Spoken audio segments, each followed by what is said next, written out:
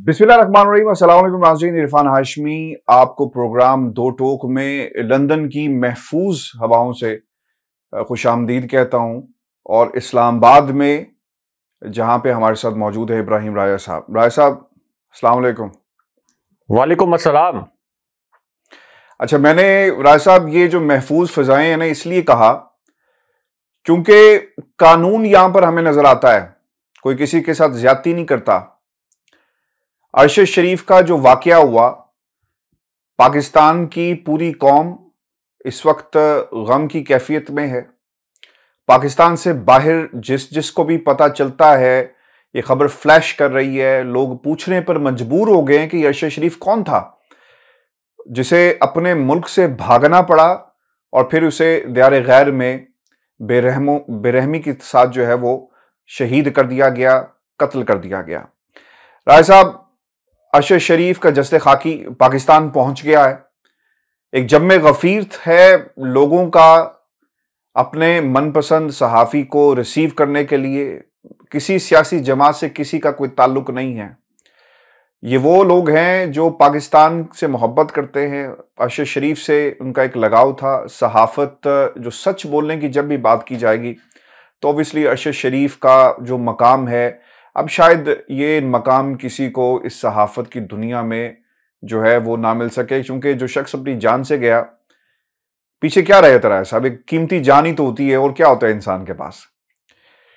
पिछले 2 दिनों के अंदर एक तो राय साहब जो टाइमलाइन है इस वाकयात की, इसे मैं आपके सामने और सुनने वालों के सामने रख देते हैं कि एक दोस्त की तरफ से, अदील राजा की तरफ से ट्वीट किया गया जिसमें ये खबर आती है कि Arshad Sharif has been shot dead in Kenya.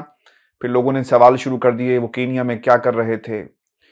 Police का मौक़िफ़ सामने आना शुरू हो गया, रोकने की कोशिश की गई, गाड़ी रुकती नहीं है, 8 गोलियां एक तरफ, 9 गोलियां एक तरफ, मशकूक हालात हैं, किसी के पास कोई जवाब नहीं है। बच्चा अगवा हुआ, गाड़ी का नंबर प्लेट नहीं देखा गया और बगैर सोचे समझे, रोके बगैर, कोई फायरिंग नहीं होती अंदर से लेकिन बाहर से फायरिंग होती है और अरशद शरीफ को बहुत ही पुरअसरार हालात के अंदर शहीद कर दिया गया। 3 स्टेटमेंट्स जारी हुई हैं राय साहब, और तीनों एक दूसरे के साथ नहीं मिलती।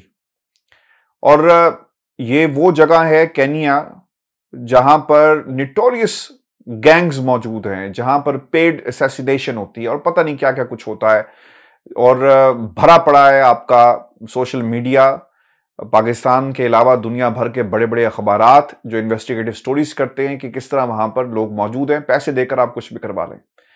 अब इन हालात के अंदर पाकिस्तान में भी लोगों ने सवालात उठाए कि केनिया क्या कर रहे थे।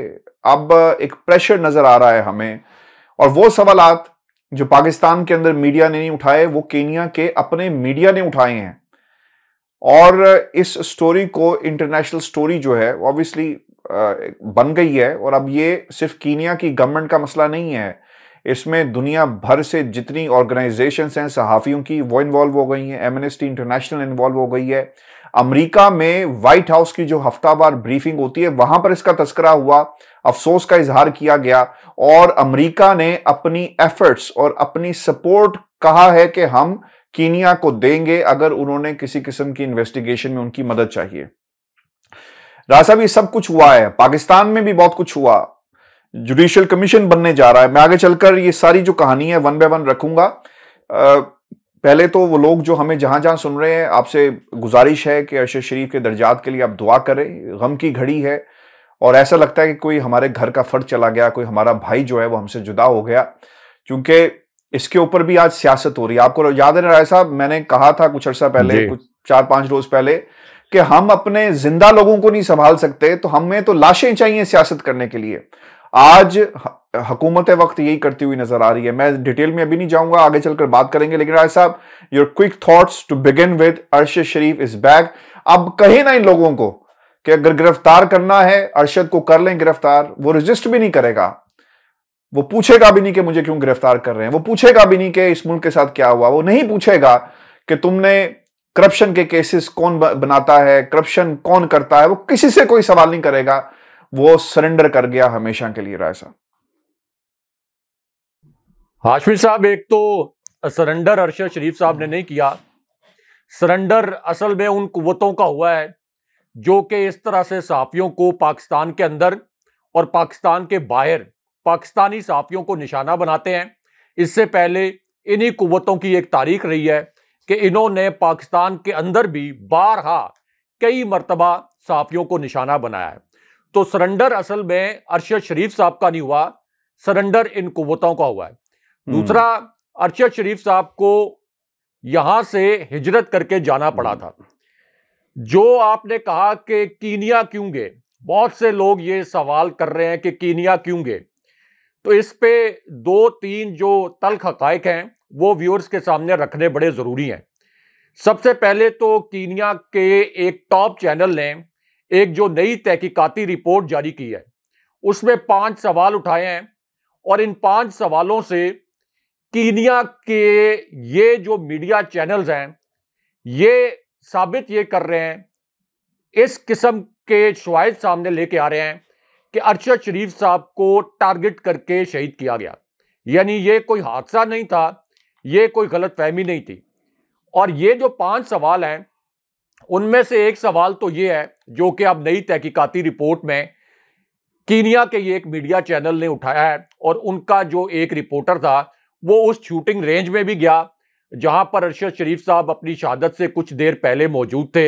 ये शूटिंग रेंज अरशद शरीफ साहब के एक दोस्त की थी और अरशद शरीफ साहब का एक दोस्त है कीनिया में जिसका वहां पे एक फार्म हाउस भी है और कुछ रिजॉर्ट्स भी बताए गए कि उनके वहां पे रिजॉर्ट्स भी हैं। तो जिस तरह से शूटिंग प्रैक्टिस के लिए, आप तफरी के लिए पाकिस्तान के अंदर भी शूटिंग रेंजेस हैं, शूटिंग क्लब्स भी हैं, तो इस तरह से अरशद शरीफ साहब वहां पर गए थे।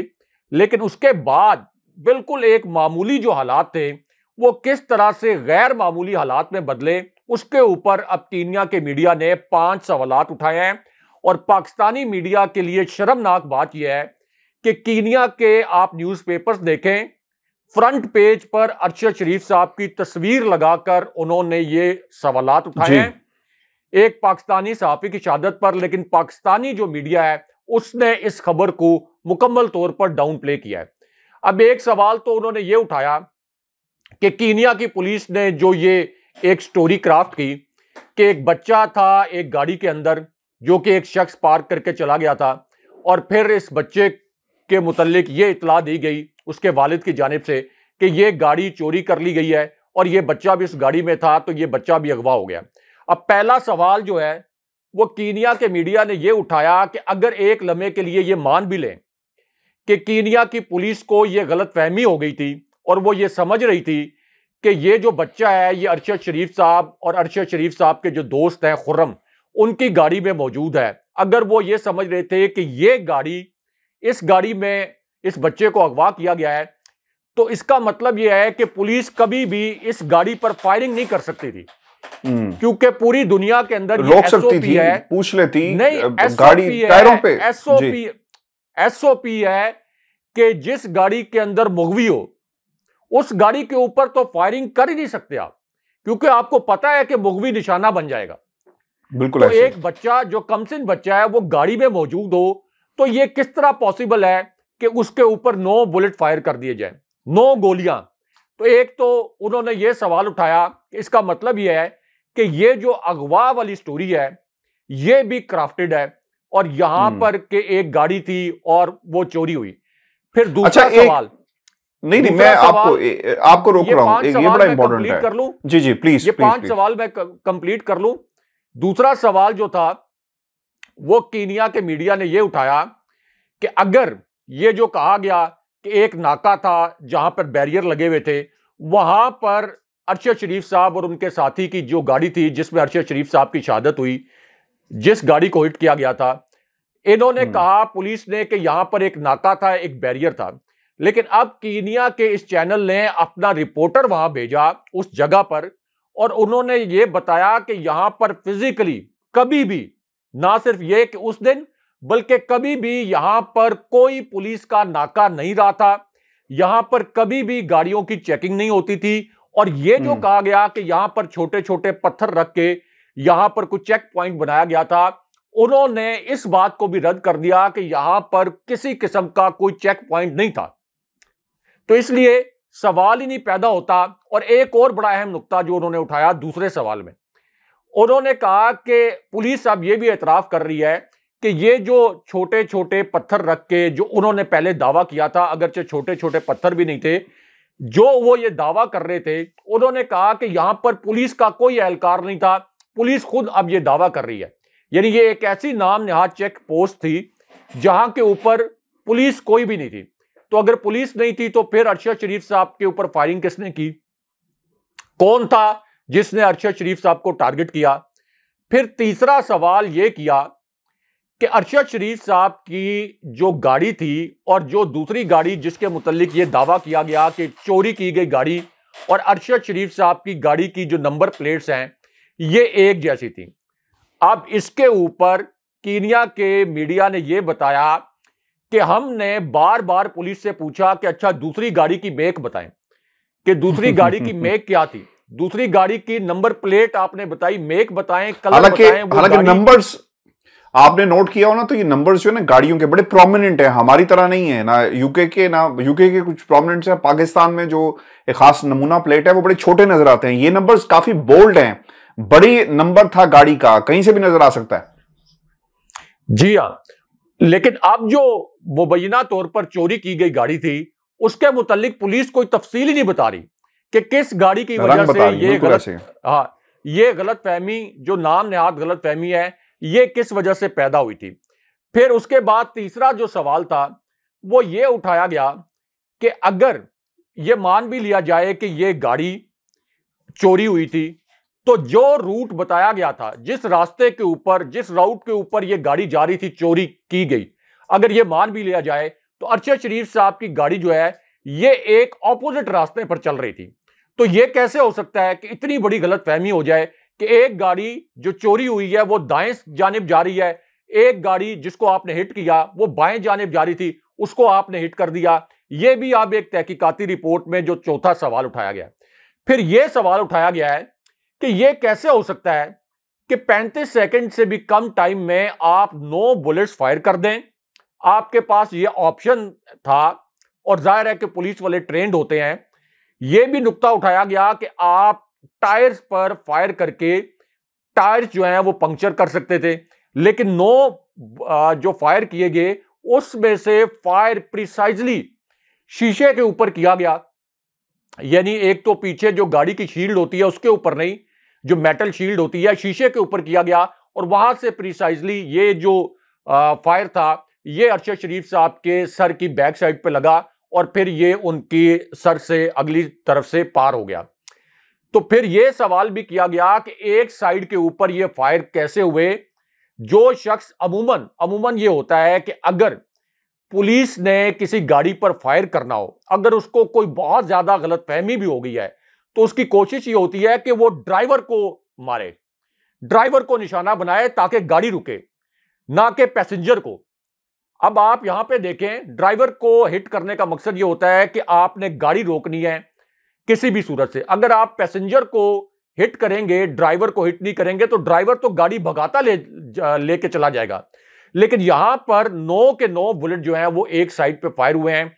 इसके ऊपर भी अब कीनिया का जो मीडिया है वो ये सवाल उठा रहा है कि ये मुआवजा कैसे हुआ है, किस तरह से हुआ है। अरशद शरीफ साहब की एक तस्वीर भी आई है उस शूटिंग रेंज से जहां पर वो मौजूद थे। तो अच्छा, एक ना लोग ये भी कह रहे थे इनिशियली जो इत्तलात आई कि स्नाइपर अटैक था। आपने अगर पाकिस्तान का जो जब मीडिया आया ना तो उसने खबर थोड़ी सी गलत भी चलाई। वो ये कह रहे थे कि कोई हादसा हुआ और हादसे में जान चली गई। राजा साहब, मुझे किसी ने ना चैनल के ऊपर ये जब मैंने रिपोर्ट किया बड़ी मुश्किल हालात के अंदर कल, तो मुझे किसी ने ये भेजी, ये बात लिखकर भेजी। और क्या था उनका, शायद नाम AH करके गालबन कोई ऐसा नाम था। उसमें उसने कहा कि I am a sniper and I can hit anyone from an 1 mile radius in a moving car. अब मुझे नहीं पता ये कहने का, मुझे क्या कहने का मकसद था। तो इसका मतलब ये है अगर वो वाकई कोई स्नाइपर साहब हैं या उनकी कोई ऐसी फोर्सेस से कोई ताल्लुक है और ये काम कर सकते हैं, तो जिस तरफ से ये गोली लगी है, तो आपको लगता है कि ये स्नाइपर का काम हो या रोक के। और बाज लोग ये भी कह रहे हैं कि गाड़ी से निकाला गया। एक जो कीनियन सहाफी और पुलिस के सोर्सेस को कोट करके वो ये कह रहा है कि जो पुलिस रिपोर्ट दी गई असल में ये कुछ नहीं हुआ और उसमें बहुत सारे इफ्स एंड बट्स लगे हुए हैं। तो इसका मतलब ये हुआ कि इंजीनियर्ड पंजाब पुलिस हो या सिंध पुलिस तो खैर नोटोरियस है, कीनियन पुलिस तो 6 गुना हाथ आगे है। कहीं ना कहीं राय साहब इसको जो है रिपोर्ट को बनाया गया है, और ये जो बातें हो रही हैं, एक सवाल नहीं, आपने 5 सवाल पूछे, मेरा ख्याल है कि यहाँ पे 5000 सवाल खड़े होते हैं। जी, मैं तो उन 5 सवालों का जिक्र कर रहा था जो ताजा तहकीकाती रिपोर्ट में उन्होंने जारी किए हैं। अब तो वो सवालात का तसलसल भी जो है वो मेरा टूट गया है। अच्छा, उसके बाद एक सवाल जो कीनिया के मीडिया ने अपनी तहकीकाती रिपोर्ट में उठाया, वो ये भी था कि एक तरफ तो ये कहा गया कि इस गाड़ी ने, इसको फ्लैग डाउन किया गया था और इसने वो नाका क्रॉस किया। अगर इसने कोई नाका क्रॉस किया था तो उसकी कहीं ना कोई वीडियो, मोबाइल से बनी हुई वीडियो, कोई सीसीटीवी, किसी साइड पे लगे हुए कैमरे से कोई किसी किस्म का क्या एविडेंस मौजूद है? किसी किस्म की इश्ताल अंगेजी गाड़ी के अंदर से नहीं की गई, कोई नाके के ऊपर गाड़ी चढ़ाने की कोशिश नहीं की गई। और अब उनके अपने जो पुलिस ऑफिसर हैं, जिनके मुतालिक यह कहा गया कि उन्होंने नाम जाहिर ना करने की शर्त पर बताया कि इसके अंदर वो हकायक डॉक्यूमेंट नहीं किए गए जो कि असल में इस वाक़े के बहुत अहम जुज़्व थे। तो कीनिया का मीडिया अगर ये रिपोर्ट कर रहा है, वो कीनिया में मौजूद है सहाफ़ी, उनको पता है कि अगर वो गलत रिपोर्ट करेंगे तो उनके खिलाफ कार्रवाई हो जाएगी, उनके खिलाफ एक्शन हो जाएगा। लेकिन उसके बावजूद कीनिया का मीडिया ये तमाम जो हकायक हैं वो सामने लेके आ रहा है। अब उनकी पोस्टमार्टम रिपोर्ट भी जारी की गई है अरशद शरीफ साहब की। अब उसमें एक तो ये बताया गया है कि ना सिर्फ ये कि उनके सर पर गोली लगी, एक गोली मुमकिना तौर पर उनके शोल्डर पर भी लगी है, क्योंकि बताया यह गया है कि कॉज ऑफ डेथ जो है वो जो उनके सर से ब्लीडिंग हुई है, फिर उनके जो कंधे से ब्लीडिंग हुई है, शोल्डर से, उसकी वजह से जो बहुत ज्यादा उनका खून बहा है। जाहिर है कि सर के ऊपर अगर गोली लग जाए तो फिर हमें पता है कि किसी के बचने का इम्कान ना होने के बराबर होता है। तो ये कॉज बताई गई है। और अब यह भी कहा गया है कि वो जो पुलिस के ऑफिशियल थे उनका असलहा ले लिया गया है। लेकिन हाशमी साहब, ये स्टोरी बड़ी फिशी है। पूरी दुनिया का मीडिया, पूरी दुनिया के एक्सपर्ट्स इस स्टोरी को बाय करने के लिए तैयार नहीं है। यहां तक कि एक फॉरेंसिक एक्सपर्ट जो हैं, उन्होंने ये भी कहा है कि मैंने जाकर इस गाड़ी को देखा, जब इसको अलग से पार्क कर दिया गया था, इसका इंजन जो है वो लग ऐसा रहा था कि जिस वक्त ये फायरिंग की गई है उससे पहले इस गाड़ी का इंजन ऑफ था। तो इससे ये भी खदशात बढ़ते हैं कि हो सकता है कि ये फायरिंग चलती गाड़ी पर ना की गई हो सकता है कि ये गाड़ी रोकी गई हो और वहां पे फायर किए गए हो और फिर पूरा एक ये सीन जो है इसको सेटअप किया गया हो। लेकिन बहरहाल अगर चलती गाड़ी पर भी फायरिंग हुई है तो ये कोई मिसटेकन आइडेंटिटी का केस किसी भी सूरत नजर नहीं आता। देखिए, मैं ये जो स्नाइपर वाली बात थी जो मैंने आपसे कही, ये तो बहुत बड़ी फिशी, जैसे आप कह रहे हैं ना फिशी, बहुत सारे इफ्स एंड बट्स हैं इसके अंदर। राय साहब, एक और बड़ा इंपॉर्टेंट मामला है।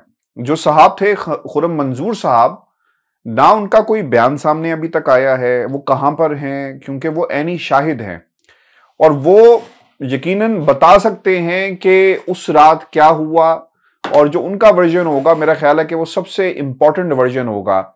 मैं तो ये समझता हूं कि खुर्रम मंजूर चूंकि नाम पाकिस्तानी है और ये कहा जा रहा है कि उनका कजन है, बाज लोगों ने कहा कि साथी है, whatever whoever he was and whoever he is, ये कुछ लोग जो जा रहे हैं पाकिस्तान से वो भी हमें खबर बता दें, क्योंकि इतलात हैं कि एक टीम तश्कील दी गई और वो जा रही है, और इस टीम में जो लोग शामिल हैं वो बाकायदा इसकी इन्वेस्टिगेशन करेंगे, और इसमें उन साहब का जो ड्राइवर है मेरा ख्याल है कि कलीदी किरदार बन जाएगा। वो बताने, अगर उनसे इंटरव्यू किया जाए, उनसे पूछा जाए तो मेरा ख्याल है कि आसान हो जाएगा, क्योंकि उन्हें मालूम है कि उनके साथ क्या हुआ, और अभी तक ऐनी शाहिद का सामने ना आना ये भी एक बहुत बड़ा सवाल है।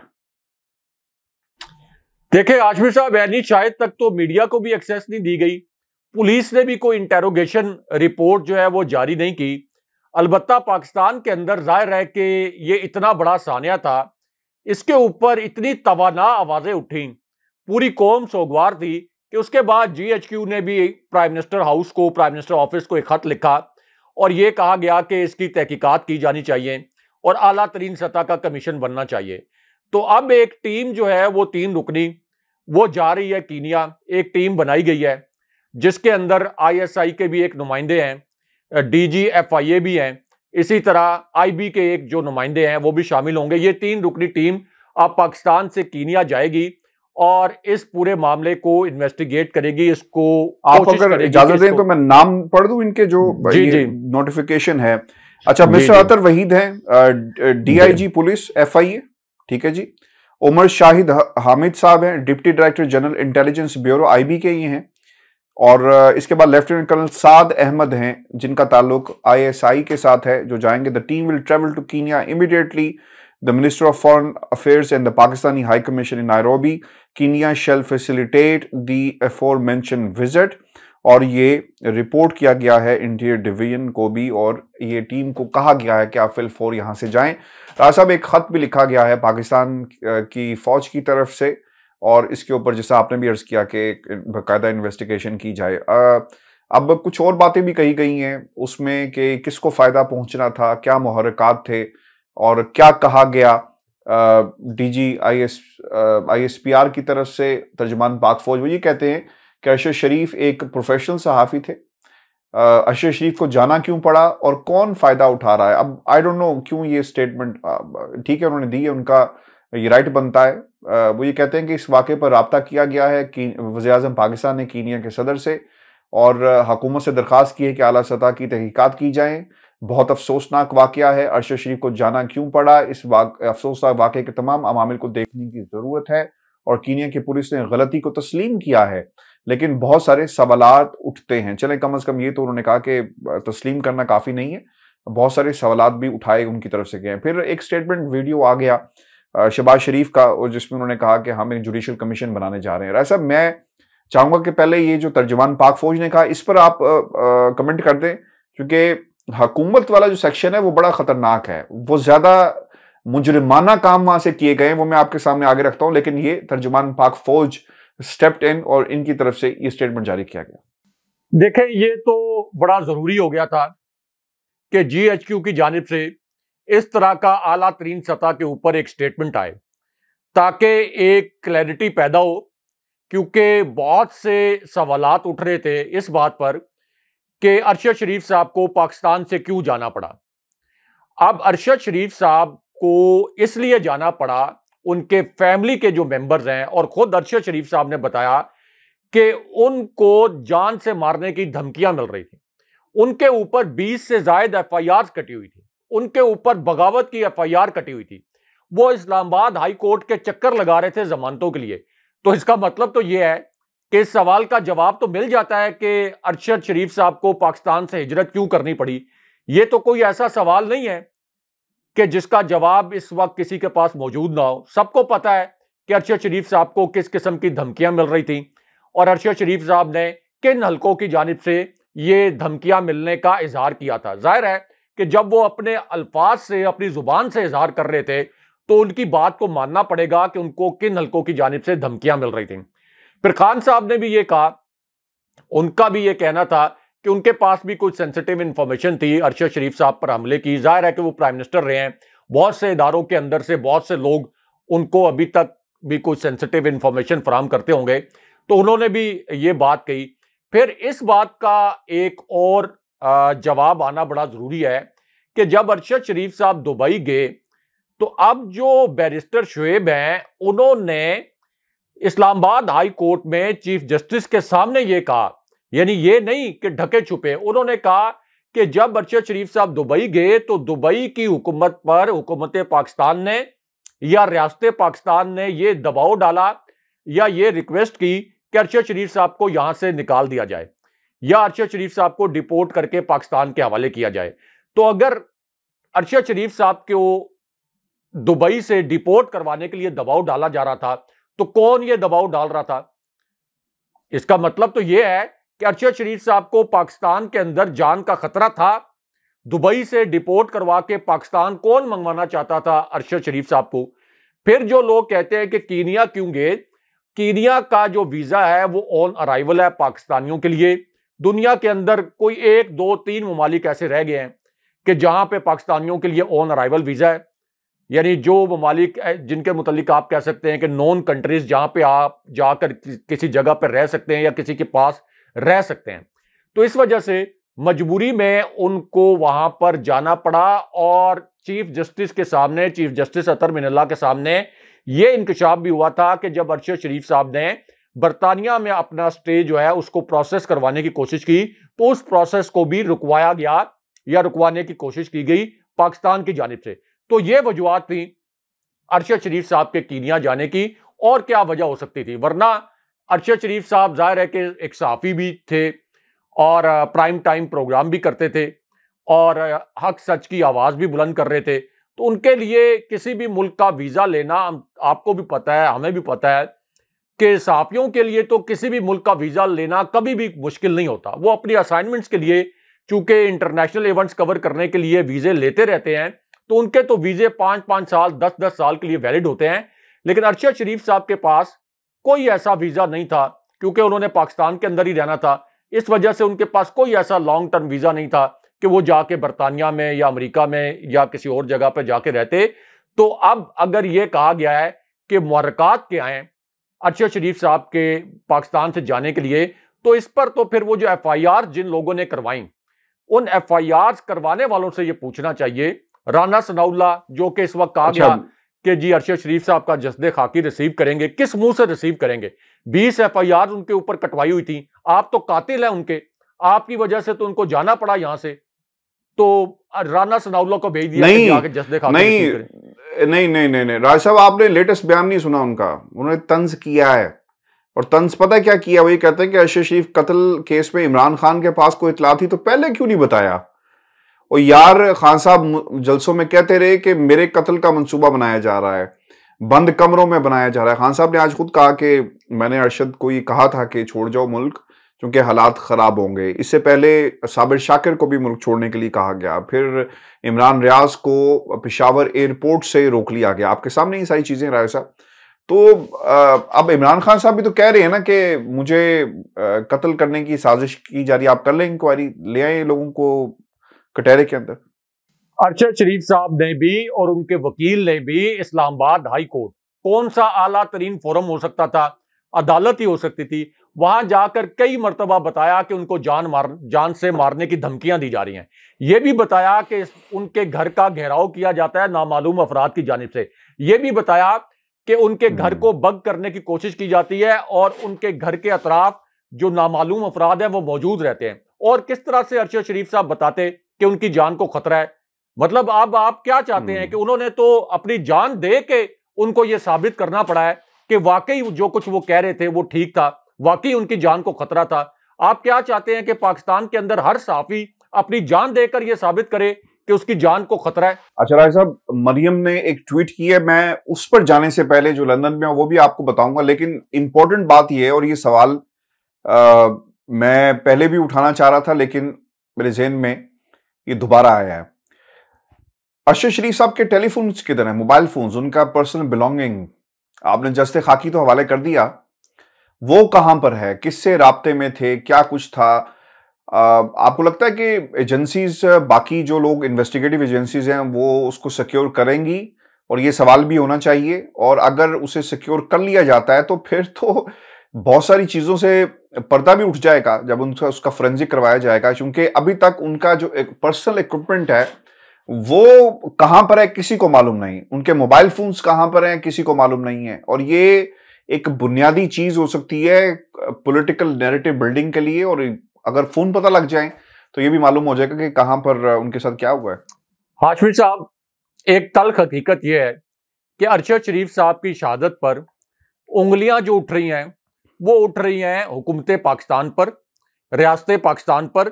जिस तरह से DG ISPR ने कहा कि इल्जाम तराशी जो है वो पाक फौज पर और इदारे पर हो रही है।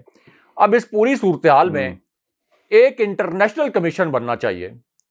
इस शहादत को प्रोब करने के लिए अगर कोई क्रेडिबल, आप ये समझते हैं कि किसी क्रेडिबल नतीजे पर पहुंच सकते हैं, तो फिर रियासत पाकिस्तान को चाहिए कि इसके ऊपर एक इंटरनेशनल कमीशन बनवाए, उसको पूरी तरह से फैसिलिटेट किया जाए और कीनिया की गवर्नमेंट के ऊपर दबाव डाला जाए। ये एक इंटरनेशनल कमीशन हो सिर्फ अगर हुकूमत का कोई कमीशन बनेगा तो हुकूमत के कमीशन का नतीजा जो है स्कॉटलैंड यार्ड, वो कोई इतना आप क्रेडिबल समझते नहीं हैं होगा। जैसा बेनजीर की जो शहादत हुई पाकिस्तान में जब उन्हें मार दिया गया, तो स्कॉटलैंड यार्ड इसी तरह अमेरिका ने तो ऑफर कर दिया कि हम ताउन के लिए तैयार हैं। जी देखें, रियासत पाकिस्तान को, पाकिस्तान के इदारों को और हुकूमत पाकिस्तान को, क्योंकि ये तो एक ऐसी शहादत हुई हाशमी साहब, ये तो हुकूमत पाकिस्तान को, रियासत पाकिस्तान को बहुत अरसे तक हॉन्ट करेगी। तो अगर वो ये चाहते हैं कि ये जो उंगलियां उनकी जानिब उठाई जा रही हैं, जिसकी जानिब DGISPR ने भी इशारा किया कि इल्जाम तराशियां हो रही हैं, तो ये इल्जाम तराशियां या ये जो फिंगर पॉइंटिंग है या कुछ लोगों के शुकूक शुबात, कुछ नहीं बहुत से लोगों के शुकूक शुबात, इनको दूर करने का यही तरीका है कि इसके ऊपर एक इंटरनेशनल कमीशन बनवाया जाए। अगर रियासत पाकिस्तान की जानिब से यह दरखास्त दी जाए, रियासत पाकिस्तान ये चाहे कि एक इंटरनेशनल कमीशन इसके ऊपर सेटअप किया जाए, तो कोई वजह नहीं है कि इसके ऊपर जो आपकी इंटरनेशनल कमीशन बनाने के लिए जो इदारे जिनकी सपोर्ट आपको दरकार है, वो इदारे आपको सपोर्ट ना दें, क्योंकि सहाफियों का मामला तो हाशमी साहब वैसे ही बड़ा सेंसिटिव होता है। जमाल खशोगी का मामला हमारे सामने है, हालांकि अमेरिका के मफादात सऊदी अरेबिया से ऑयल प्रोडक्शन की वजह से जुड़े हुए हैं, लेकिन उसके बावजूद आप देखें कि वो कितना बड़ा इशू बन गया था। तो इसलिए सहाफियों का मामला हमेशा पूरी दुनिया में सेंसिटिव होता है, तो बहुत से इदारे इस इंटरनेशनल कमीशन का हिस्सा बनने के लिए तैयार हो जाएंगे। इसलिए अगर आपने किसी क्रेडिबल नतीजे के ऊपर पहुंचना है जिस पर पाकिस्तानी अवाम एतमाद करे, तो फिर ये कोई रियासत पाकिस्तान या हुकूमत पाकिस्तान का कमीशन नहीं होना चाहिए, बल्कि ये एक इंटरनेशनल कमीशन होना चाहिए। IB और FIA तो वैसे भी हुकूमत के ज़ेरे असर काम करते हैं, तो इसके ऊपर कोई क्या कितना यकीन करेगा। अच्छा सर, एक ट्वीट किया गया और ये ट्वीट था WAD वाद चौधरी, जो इनका ट्विटर हैंडल है। मैं इसलिए इसका हवाला दे रहा हूं क्योंकि यहीं से सारी कहानी शुरू हुई। कहना तो नहीं चाहता था, मगर ये फितना इमरान और इसके यूथियों के लिए खबर है। यह एंकर कहता था कि नवाज शरीफ ने अपनी मरहुमा मां को पार्सल करके भेजा है। इस एंकर ने बहुत प्रोग्राम किए जिसमें दूसरों की बीमारी और मौत का मजाक उड़ाया गया। आज देखें वो वक्त खुद इस एंकर पर आ गया और नीचे ताबूत के अंदर अरशद शरीफ की डेड बॉडी जस्ते खाकी जो है वो है नजर आ रहा है। इसको रीट्वीट किया गया मरियम नवाज की तरफ से, जिससे उसने कहा ना कि कहना तो नहीं चाहता था। इन्होंने भी अंग्रेजी में कहा कि I don't feel good retweeting, but this is a lesson for the mankind that we must all imbibe. मुझे तो लगता है राय साहब इनकी ट्वीट्स भी कोई और लिखता है। इम्बाइब का इन्हें मतलब ही नहीं पता होगा, इन्हें इंसानियत का मतलब नहीं पता, तो इम्बाइब का मतलब क्या पता होगा। फिर इसके ऊपर जो ये काम हुआ, एक प्रेशर बिल्टअप हुआ यहां पर भी पाकिस्तान में। वो तमाम सहाफी जो बहुत ज्यादा प्रो नवाज शरीफ या नून लीग नजर आते हैं, उन्होंने भी मरियम नवाज की क्लास ली है। और फिर मरियम नवाज से लंदन में भी एक सवाल किया गया और उस सवाल में पूछा गया मरियम से कि आपने ये बात कही और आप क्या अपनी ट्वीट पर माजरत करेंगी, वापस लेंगी। और उस पर उनका जो चेहरा था, मुझे तो ऐसा लगता है कि बरतानिया में एक मलका चली गई, दूसरी मलका पैदा होने की कोशिश कर रही है। तो राय साहब, मरियम नवाज ने आज बता दिया कि हसद, गुस्सा, इंतकाम, ये सब अल्फाज जो हैं अगर किसी के लिए पाकिस्तान की सियासत में इस्तेमाल करने चाहिए तो सबसे मोस्ट सुटेबल कैंडिडेट है मरियम नवाज। हाशमी साहब, असल में मरियम नवाज ने यह साबित कर दिया है कि वो पाकिस्तानी अवाम में से नहीं है, वो हम आम लोगों में से नहीं है। वो समझती ये हैं और जाहिर है कि हैं भी कि वो वाकई कोई मलका है। हम भेड़ बकरियां हमारे ऊपर मुसल्लत हुई हैं और एक डील के तहत उनका पूरा खानदान हमारे ऊपर मुसल्लत हुआ है। उन्हें पाकिस्तानियों के जज्बात का कोई एहसास नहीं है।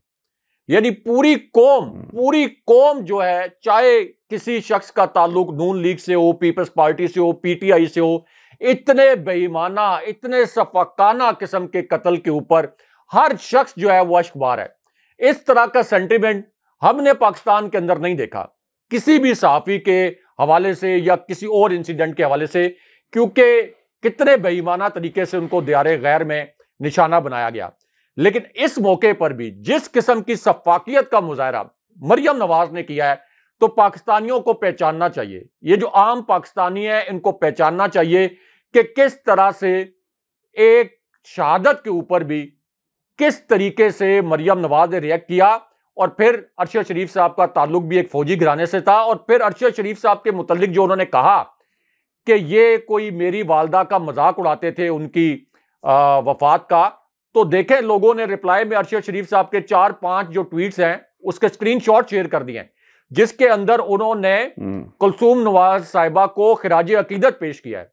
एक प्रोग्राम में तो उन्होंने कहा कि परवेज मुशर्रफ के खिलाफ इन्होंने मजामत की थी, और यहां तक कि मरियम नवाज को जब कोविड हुआ तो उनकी रिकवरी के लिए उन्होंने एक ट्वीट किया कि उनके लिए, उनकी रिकवरी के लिए दुआ है।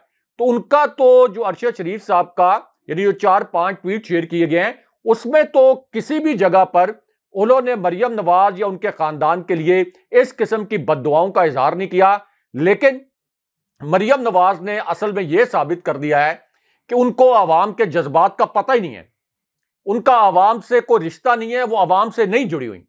तो इसलिए अब पाकिस्तानियों को भी पहचानना चाहिए कि ये कौन लोग हैं जिनको आपके जज्बात का ख्याल नहीं है, जो केक उस दिन काटते हैं जिस दिन पूरी पाकिस्तानी कौम सोगवार है, और फिर किस तरह से एक सहाफ़ी की शहादत पर कितने सफाकाना किस्म के ट्वीट करती हैं। बहुत शुक्रिया ऐसा व्यूअर्स, आज का हमारा शो था। अपने कमेंट्स जरूर भेजिएगा, चैनल को सब्सक्राइब करना मत भूलें। मुझे और इब्राहिम राजा को इजाजत दीजिए। अल्लाह।